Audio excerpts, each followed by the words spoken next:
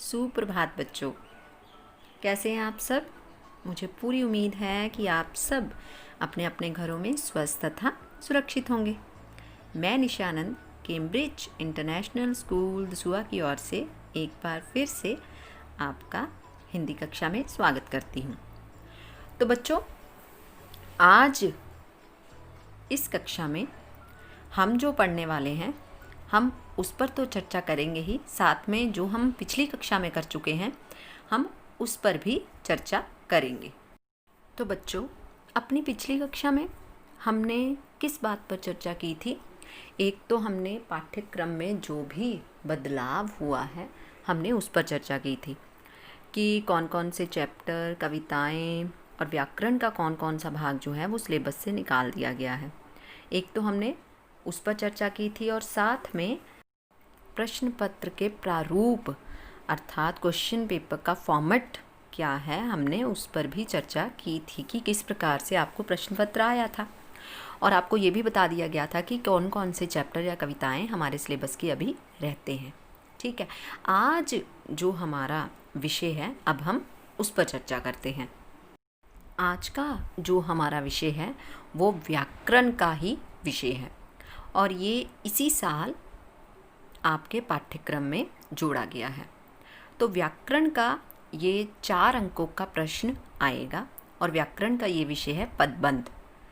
तो अब ये पदबंध जो है उसकी परिभाषा क्या है, उसका अर्थ क्या है, उससे संबंधित प्रश्न कैसे आएंगे, ये सब कुछ हम इस कक्षा में जानेंगे।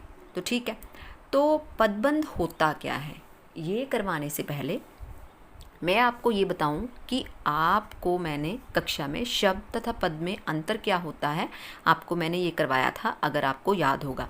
लेकिन अब वो सिलेबस में नहीं है तो हम नहीं याद करेंगे उसको। लेकिन शब्द तथा पद होता क्या है सबसे पहले आपको ये पता होना ज़रूरी है। तो बच्चों, आज हम सबसे पहले ये जानेंगे कि शब्द तथा पद है क्या। आपको भी पता है कि वर्णों के जोड़ से बने सार्थक ध्वनि को हम क्या कहते हैं? शब्द।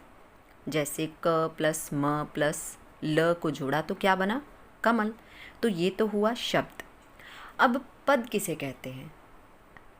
पद की परिभाषा के अनुसार शब्द का प्रयोग जब वाक्य में किया जाता है तो वह पद कहलाता है। जैसे कमल बहुत सुंदर लगता है, तो यहाँ पर जितने भी शब्दों का इस्तेमाल किया गया है वो सब के सब पद हैं। ठीक है, तो अब प्रश्न ये उठता है कि पदबंध आखिर है क्या? क्योंकि शब्द के विषय में भी आपको पता चल गया है, वाक्य में प्रयुक्त शब्द को हम पद कहते हैं ये भी आपको पता चल गया है। लेकिन पदबंध क्या है? पदबंध क्या है आज हम इस पर चर्चा करेंगे। पद का मतलब तो आपको पता है, बंध का मतलब बंधी हुई, यानी कि पदों के समूह को हम पदबंध कहते हैं। जब बहुत सारे पद मिल जाते हैं और मिलकर एक इकाई मतलब एक जैसा कार्य करते हैं तो उन्हें हम कहते हैं पदबंध। तो सबसे पहले तो हम पदबंध का अर्थ क्या है उसके बारे में जानते हैं। तो पदबंध का अर्थ है जब कोई पद समूह मिलकर एक व्याकरणिक इकाई के रूप में कार्य करे तो वह पदबंध कहलाता है, क्योंकि उसमें कई शब्द मिलकर एक इकाई का काम करते हैं। और एक बात और बच्चों, जो पदबंध होता है वो वाक्य का एक अंश होता है। अब यहाँ पर पद का इस्तेमाल किया गया है तो बच्चों एक बात आपको बता दूँ, आप सबको पहले भी बताया गया है कि वास्तव में पद होता क्या है। जब शब्द का इस्तेमाल वाक्य में किया जाता है तो वह पद कहलाता है। और पदबंध की परिभाषा के अनुसार जब कोई पद समूह मतलब बहुत सारे शब्दों का समूह मिलकर एक इकाई के रूप में कार्य करे तो वह पदबंध कहलाता है।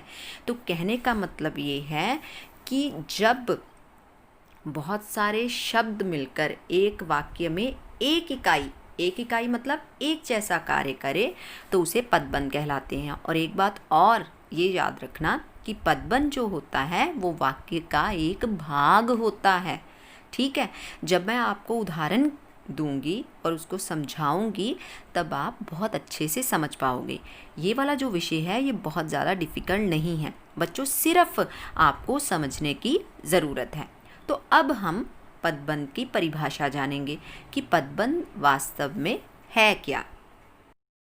तो परिभाषा के अनुसार कई पदों के योग से, योग का मतलब होता है जोड़ से, समूह से बने वाक्यांश मतलब वाक्य के भाग को जो एक पद का काम करता है उसे पदबंध कहते हैं। जैसे कि हम सब जानते हैं कि वाक्य में प्रयुक्त होने वाले शब्द क्या कहलाते हैं, पद कहलाते हैं।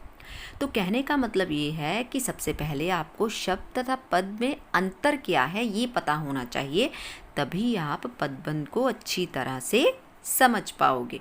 तो मुझे उम्मीद है बच्चों कि आपको परिभाषा जो है वो अच्छे से समझ आ गई होगी और इसका अर्थ भी आपको समझ में आ गया होगा।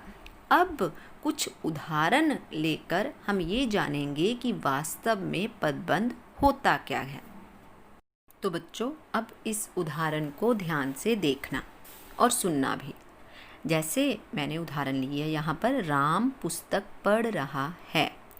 इस वाक्य में प्रयुक्त सभी शब्द कोई ना कोई कार्य कर रहे हैं। जैसे कोई संज्ञा का काम कर रहा है तो कोई क्रिया का काम कर रहा है। जिस प्रकार राम, राम क्या है, ये संज्ञा है। पुस्तक जो है वो भी संज्ञा है। लेकिन पढ़ना क्या है, पढ़ना जो है वो है क्रिया। अगर इन सब बातों को आप समझ गए तो इसका मतलब है कि आप पदबंध को अच्छे तरीके से समझ लोगे। इसके लिए आपको ये पता होना चाहिए कि संज्ञा क्या होती है, सर्वनाम क्या होता है, विशेषण क्या होता है, क्रिया क्या होती है और क्रिया विशेषण क्या होती है। क्योंकि पदबंध के आगे हम टाइप्स अर्थात प्रकार पढ़ेंगे और पदबंध के 5 प्रकार होते हैं। उसमें संज्ञा पदबंध है, सर्वनाम है, विशेषण पदबंध है, क्रिया पदबंध है और क्रिया विशेषण पदबंध है। तो आपको ये पता होना चाहिए कि संज्ञा, सर्वनाम, विशेषण, क्रिया और क्रिया विशेषण किसे कहते हैं। तो बच्चों एक बार दोबारा से इस बात को समझ लेते हैं कि इस वाक्य में राम तथा पुस्तक जो है वो संज्ञा है और पढ़ना, पढ़ना क्या है, क्रिया है।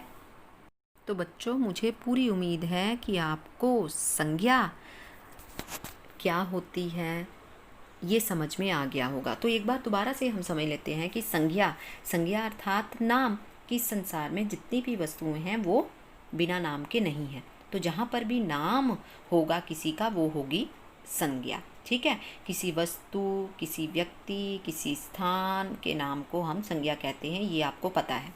और अगर हम बात करें सर्वनाम की, तो संज्ञा के स्थान पर प्रयुक्त होने वाले शब्दों को हम क्या कहते हैं, सर्वनाम।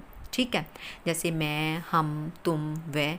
इसके अलावा विशेषण क्या होता है, संज्ञा या सर्वनाम की विशेषता बताने वाले शब्दों को विशेषण कहते हैं, जैसे गोरा, काला, सफ़ेद। ठीक है, उसके बाद क्रिया, क्रिया क्या होती है, किसी काम का करना या होना।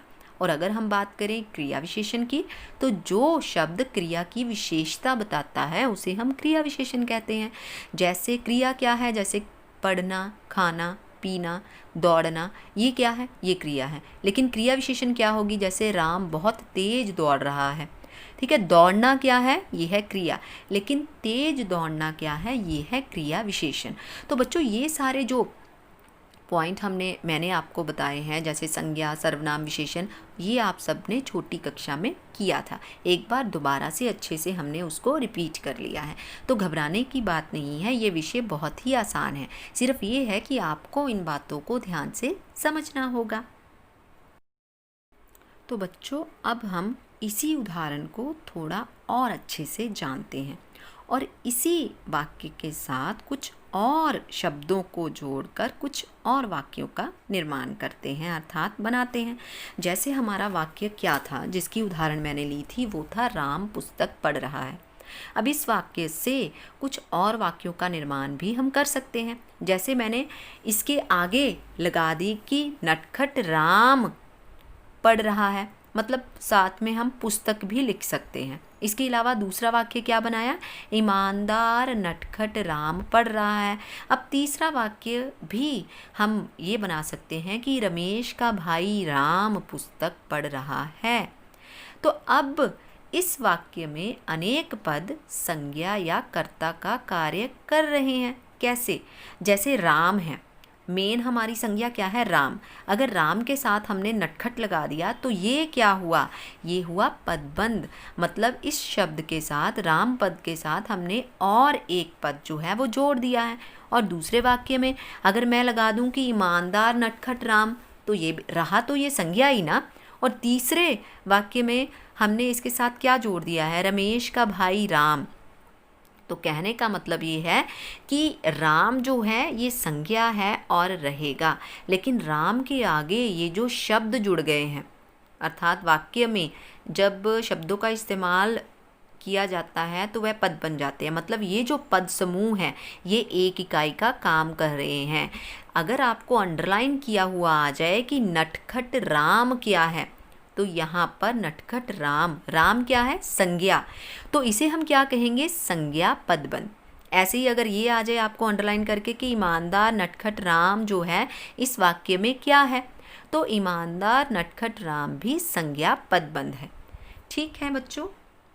और अगर हम तीसरे वाक्य को देखें और आपको ये आ जाए कि रमेश का भाई राम जो है अंडरलाइन किया हुआ आपको आ जाए और ये पूछे कि ये पदबंध का कौन सा रूप है, तो हम क्या कहेंगे, हम कहेंगे कि ये संज्ञा पदबंध है। तो बच्चों अगर ये सब बातें आपको समझ में आ गई तो इसका मतलब है कि आप पदबंध को बहुत अच्छी तरह से समझ पाओगे। तो ये अभी मैंने आपको एक उदाहरण दी है संज्ञा की। ठीक इसी प्रकार सर्वनाम की भी होगी। सर्वनाम के आगे भी बहुत सारे शब्द जो हैं वो लगे होंगे। तो अगर हम परिभाषा देखें तो परिभाषा में हमने क्या कहा था कि कई पद मिलकर जब एक व्याकरणिक इकाई का काम करते हैं तो उसे हम पदबंध कहते हैं। और हमने परिभाषा में ही स्पष्ट कह दिया था कि जब एक से अधिक पद मिलकर एक व्याकरणिक इकाई का काम करते हैं तब उस बंधी हुई इकाई को हम क्या कहते हैं, पदबंध। ठीक है बच्चों। तो बच्चों हम कह सकते हैं कि जब एक से अधिक पद मिलकर व्याकरण की एक इकाई के रूप में कार्य करते हैं तो उसे हम पदबंध कहते हैं। ठीक है। वैसे मुझे पूरी उम्मीद है कि आपको ये वाला टॉपिक जो है, ये जो विषय जो है वो थोड़ा थोड़ा समझ में आया होगा, क्योंकि नया विषय है तो इसे और अच्छे ढंग से हम लाइव कक्षा में भी पढ़ेंगे। इसलिए आप अपने मन में किसी भी तरह की टेंशन मत लेना। तो बच्चों अब हम पदबंध के भेद करने से पहले हम ये जानेंगे कि पदबंध की विशेषताएं क्या क्या हैं। तो सबसे पहली विशेषता है पदबंध एक से अधिक वाक्यों का समूह होता है। यस, क्योंकि पदबंध का मतलब ये है कि उसमें बहुत सारे जो पद होते हैं वो सामूहिक रूप से कार्य करते हैं। मतलब कि एक शब्द नहीं बल्कि कई शब्द उसमें शामिल होते हैं। ठीक है। तो दूसरी विशेषता क्या है, पदबंध के सभी पद मिलकर एक इकाई के रूप में काम करते हैं। ये तो आपको बात समझ में आ गई होगी। इसकी तीसरी विशेषता, पद के स्थान पर पदबंधों का प्रयोग हो सकता है। यस, जैसे मैंने आपको पहले ही उदाहरण दी थी कि राम पुस्तक पढ़ रहा है। राम क्या है, संज्ञा है और ये पद है, ये आपको पता है। क्योंकि वैसे अगर हम अकेला लिखें तो राम जो है वो शब्द है, लेकिन राम का प्रयोग वाक्य में किया गया है इसलिए पद है। लेकिन मैंने इस वाक्य को कुछ और शब्द मिलाकर कुछ और वाक्यों का निर्माण भी किया था, अगर आपको याद हो। तो मैंने जैसे कहा था नटखट राम पुस्तक पढ़ रहा है, तो नटखट राम क्या होगा, संज्ञा पदबंध। ठीक है। नटखट ईमानदार राम पुस्तक पढ़ रहा है, तो वो भी क्या होगा, मतलब कि राम के साथ हमने दो और शब्दों का इस्तेमाल कर दिया है। तो कहने का मतलब ये है कि ये दोनों शब्द जो है वो पदबंध का कार्य कर रहे हैं। ठीक है बच्चों। इसकी अगली विशेषता, पदबंध वाक्य नहीं होते बल्कि वाक्यांश होते हैं। वाक्यांश अर्थात वाक्य प्लस अंश वाक्य का भाग होते हैं। जो पदबंध होते हैं वो पूरा का पूरा वाक्य नहीं होता है, बल्कि वाक्य का अंश होते हैं, एक भाग होते हैं। जैसे नटखट राम, ये क्या है? ये पूरा वाक्य तो नहीं है ना, ये वाक्य का अंश है। जैसे नटखट ईमानदार राम, तो ये पूरा वाक्य नहीं है, बल्कि ये वाक्य का अंश है। इसीलिए कहा कि पदबंध जो होते हैं वो वाक्यांश होते हैं। कि प्रत्येक पदबंध में एक मुख्य शीर्ष पद होता है जिस पर अन्य पद आश्रित होते हैं। अब शीर्ष क्या होता है? शीर्ष का मतलब होता है जो मुख्य भूमिका निभाता है, एक मेन शब्द जो होता है, ठीक है, उसे हम शीर्ष कहते हैं। और उस पर जो अन्य पद होते हैं वो आश्रित होते हैं। आश्रित का मतलब होता है डिपेंडेंट। अब इसको मैं एक उदाहरण के द्वारा आपको समझाती हूँ। जैसे वे 4 ईमानदार लड़के हैं, ठीक है। अब इसमें शीर्ष पद क्या है? अब इसको पहले तो अंडरलाइन यानी कि मैंने इसका कलर चेंज किया हुआ है, वैसे अंडरलाइन किया हुआ भी आ सकता है। तो लड़के क्या हैं? लड़के हैं संज्ञा, तो इसका शीर्ष पद क्या हुआ? लड़के। और इस पर आश्रित पद कौन सा है? वे 4 ईमानदार, ठीक है। तो वे 4 ईमानदार जो है वो आश्रित पद है और लड़के जो है वो शीर्ष पद है। लेकिन वैसे ये पदबंध का कौन सा रूप है? ये पदबंध का संज्ञा रूप अर्थात संज्ञा पदबंध है। अब हम बात करते हैं इसकी एक और मुख्य विशेषता। वो विशेषता क्या है? तो बच्चों, अब हम पदबंध के कितने भेद होते हैं, अब हम उन पर चर्चा करेंगे। जैसे मैंने आपको पहले भी बता दिया है कि पदबंध जो है वो 5 प्रकार के होते हैं। सबसे पहला संज्ञा पदबंध, दूसरा सर्वनाम पदबंध, तीसरा विशेषण पदबंध, चौथा क्रिया पदबंध और पांचवा क्रिया विशेषण पदबंध। इन पांचों को समझने से पहले हमें ये समझना होगा कि संज्ञा, सर्वनाम, विशेषण, क्रिया और क्रिया विशेषण किसे कहते हैं। वैसे मैंने आपको पहले भी बताया है कि संज्ञा जो होता है वो क्या होता है? नाम होता है। सर्वनाम क्या होता है? वो जो संज्ञा के स्थान पर प्रयुक्त शब्द होते हैं उन्हें हम सर्वनाम कहते हैं। जैसे संज्ञा नाम कौन सी है? रमेश। अब संज्ञा के स्थान पर प्रयुक्त शब्द, जैसे मैंने कहा उसे, हम, तुम, ये क्या होगा? सर्वनाम। और विशेषण क्या होता है? संज्ञा या सर्वनाम की विशेषता बताने वाले शब्दों को विशेषण कहते हैं। यानी कि काला, गोरा, लंबा, ये होगा विशेषण। और क्रिया किसी काम को करना या किसी काम का करना या होना, जैसे दौड़ना, भागना, चलना, खाना, ये सारे क्या हैं? ये क्रिया है। अगला पदबंध का रूप है क्रिया विशेषण। जो क्रिया की विशेषता बताता है उसे कहते हैं क्रिया विशेषण। तो क्रिया विशेषण क्रिया की विशेषता बताने वाला, जैसे कि दौड़ना क्रिया है, तेज दौड़ना, तो तेज क्या है? ये क्रिया की विशेषता बता रहा है। तो कहने का मतलब ये है कि संज्ञा, सर्वनाम, विशेषण, क्रिया और क्रिया विशेषण के बारे में थोड़ा बहुत आपको ज्ञान होना ही चाहिए अगर आप पदबंध के प्रकार ढूंढने वाले हैं तो बच्चों, आज हम सबसे पहले पदबंध का पहला रूप, पहला भेद जो है संज्ञा पदबंध, आज हम वो करेंगे। अब संज्ञा पदबंध क्या होता है? वाक्य में संज्ञा पदों की जगह प्रयुक्त होने वाला पदबंध संज्ञा पदबंध कहलाता है।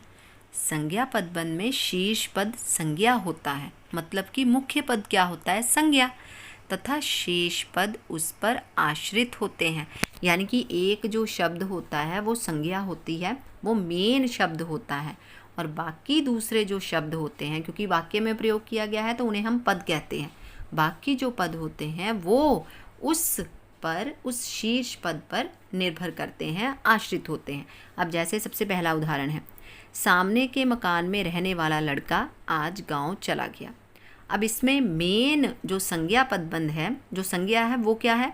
अब आपको अलग से ये वाक्य दिखाई दे रहा है, पीले अक्षरों में दिखाई दे रहा है ना। तो कहने का मतलब ये है कि ये जो लड़का है ये संज्ञा है, लेकिन इसके साथ और भी बहुत सारे शब्दों का इस्तेमाल किया गया है। जैसे सामने के मकान में रहने वाला लड़का, तो ये सामने के मकान में रहने वाला ये क्या है? ये संज्ञा पदबंध है, क्योंकि लड़का जो है वो संज्ञा है, इसके साथ बहुत से और पद जो हैं वो लगे हुए हैं, इसीलिए ये संज्ञा पदबंध है। ठीक है, अब अंडरलाइन जो शब्दों के जो रंग बदले हुए हैं वो दूसरे वाक्य में देखिए। अयोध्या के राजा दशरथ के 4 पुत्र थे। अब ऐसे ही आपको प्रश्न भी आ सकता है कि अयोध्या के राजा दशरथ अंडरलाइन किया हुआ होगा और वो पूछेंगे कि ये पदबंध का कौन सा रूप है। तो हमें पता है कि दशरथ जो है वो कौन है, वो है संज्ञा। तो इसके साथ आगे के जो पद लगाए गए हैं, जैसे अयोध्या के राजा दशरथ, तो इसलिए ये कौन सा पदबंध बन गया, ये संज्ञा पदबंध बन गया है। ठीक है, ऐसे भी तो आ सकता था ना, दशरथ के 4 पुत्र थे, तो दशरथ क्या है, ये संज्ञा है, तो यहाँ पर ये पदबंध नहीं है। लेकिन जब संज्ञा के साथ हमने 3 और शब्द लगाए उसके आगे, तो ये बन गया संज्ञा पदबंध। जैसे अयोध्या के राजा, तो अयोध्या के राजा जो है ये पदबंध की उदाहरण है। ठीक है बच्चों, अब हम कुछ और उदाहरणें भी देखते हैं संज्ञा पदबंध की। जैसे हवाई किले बनाने वाले युवकों संभल जाओ, युवकों क्या है, संज्ञा, और इसके साथ जो आगे वाले हैं युवकों शीर्ष पद है, और इस पर आश्रित जो पद हैं वो कौन से हैं, हवाई किले बनाने वाले, ये हैं आश्रित पद। ठीक है, तो कहने का मतलब ये है कि हवाई किले बनाने वाले युवकों जो हैं वो क्या होगा, संज्ञा पदबंध। ऐसे ही कुछ और उदाहरण देखते हैं। परिश्रम करने वाले छात्र, अगर हम ये कहें छात्र सफल होते हैं, तो छात्र क्या है, अकेला, ये है संज्ञा। लेकिन इसके साथ जो आगे और पदों का इस्तेमाल किया गया है, इसीलिए ये क्या बन गया है, संज्ञा पदबंध। अगली उदाहरण है, इंग्लैंड से आए हुए लोग कन्याकुमारी गए हैं, तो लोग क्या हैं, लोग है संज्ञा, लेकिन इसके साथ अन्य शब्दों का या पदों का इस्तेमाल किया गया है, इसीलिए इंग्लैंड से आए हुए लोग जो हैं वो क्या बन गया, संज्ञा पदबंध। लोग अकेला संज्ञा है, लेकिन इसके साथ अन्य पदों का इस्तेमाल किया गया है, हमने सिर्फ आगे वाले या अंडरलाइन किए हुए शब्दों को या पदों को ही देखना है। ठीक है, तो इस प्रकार से ये हुए संज्ञा पदबंध। तो बच्चों, आज हम केवल पदबंध का एक रूप ही कर रहे हैं, वो है संज्ञा पदबंध। और पदबंध के जो अन्य भेद हैं, जैसे सर्वनाम, विशेषण, क्रिया और क्रिया विशेषण पदबंध, आज हमने वो नहीं किए हैं। वो पदबंध के अन्य भेद जो हैं वो हम अगली कक्षा में करेंगे। तो मुझे पूरी उम्मीद है कि आप सब बच्चों को थोड़ा बहुत ये वाला जो विषय है पदबंध थोड़ा सा समझ में आ गया होगा। इसको दोबारा से समझना और व्याकरण की किताब में ज़रूर पढ़ने की कोशिश करना, क्योंकि इस विषय को जितनी बार आप पढ़ोगे, समझोगे, आप तभी उसको अच्छे से कर पाओगे। तो चलिए, मुझे उम्मीद है कि आपको ये वाला विषय जो है वो समझ में आ गया होगा। शेष रहता विषय हम अगली कक्षा में ज़रूर करेंगे। तब तक के लिए बच्चों, प्रैक्टिस, अभ्यास ज़रूर करना। ठीक है, तो चलिए, घरों में रहिए, स्वस्थ रहिए, सुरक्षित रहिए। धन्यवाद बच्चों।